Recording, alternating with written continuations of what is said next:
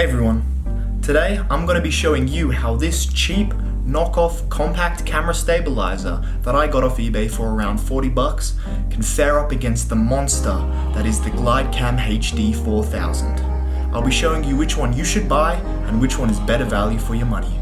Let's get into it.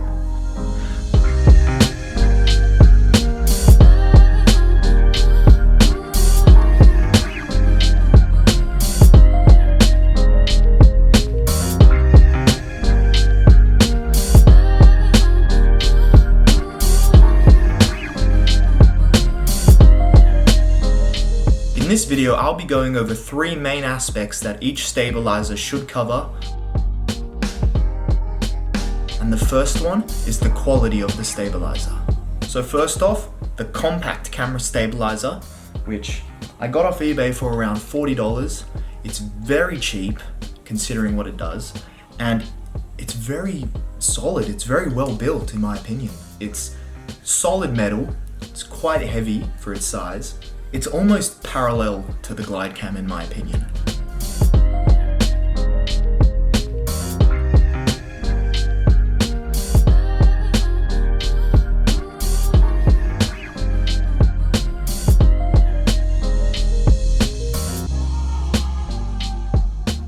Although this does have a limit to the camera size that you can put on it, because it does have a limit to the amount of plates and to the weight of it. Where the Glidecam is much bigger and heavier than the compact camera stabilizer.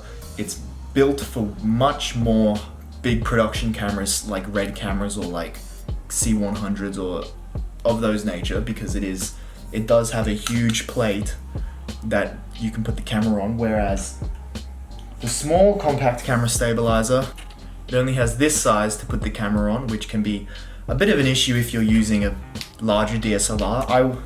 I would only limit this stabilizer to DSLRs and below, because any bigger and you'll want the Glidecam HD 4000. If you're just starting out, the quality that this $40 camera stabilizer has is more than enough. It's lasted, I've had this for about 2 years now, and I've only had one issue with it, and that was one of these screws coming loose, but I just got an Allen key and tightened that up real quick, and it's a trusty little machine, this thing.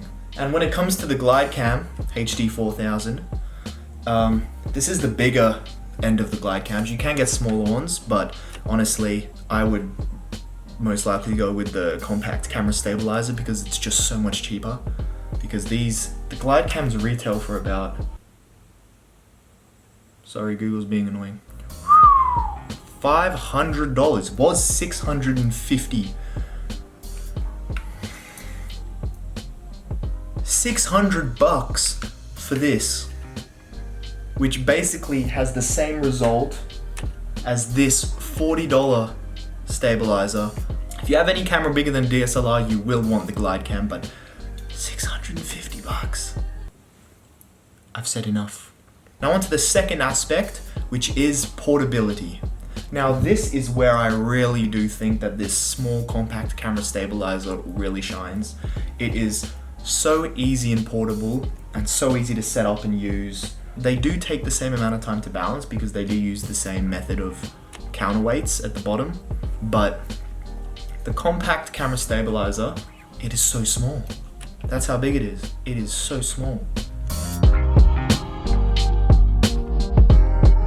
But of course, when you balance it out, you might need to adjust this to make it a bit bigger. That's as big as it goes. And also it has a quick release plate up the top, which comes with it. It is so helpful. You can take it off, screw it to the bottom of your camera, and then you can just slide it back in and balance it out, and then you're good to go. It is so easy and simple. It's much easier than the Glidecam. When I first used the Glidecam, I was really disappointed in the fact that it didn't have a quick release plate. This monstrosity, this is how big it is. It's pretty big.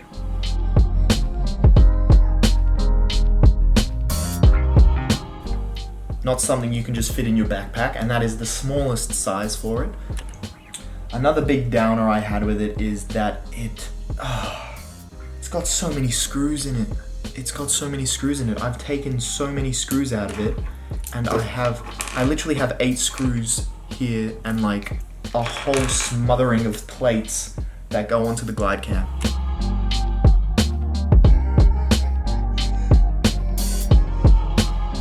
Doesn't have a quick release plate. You're gonna need to buy one externally, so that's just more money on top of the $650. I'm not dissing the Glidecam, by the way. It is amazing.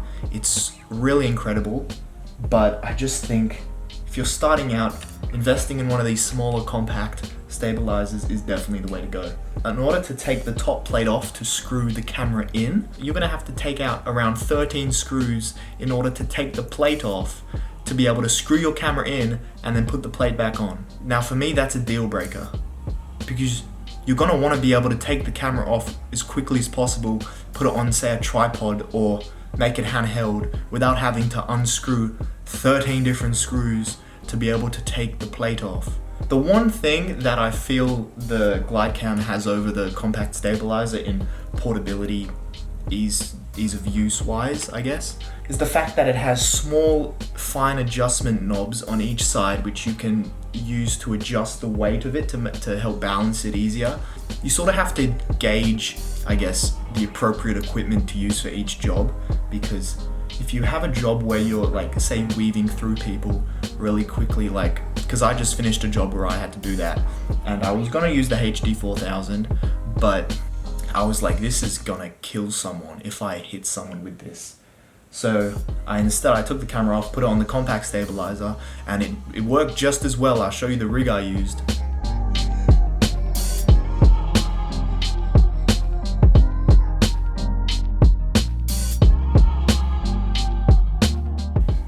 But it worked for that, and it was a decent size. You can imagine how big it would be if I used the Glidecam.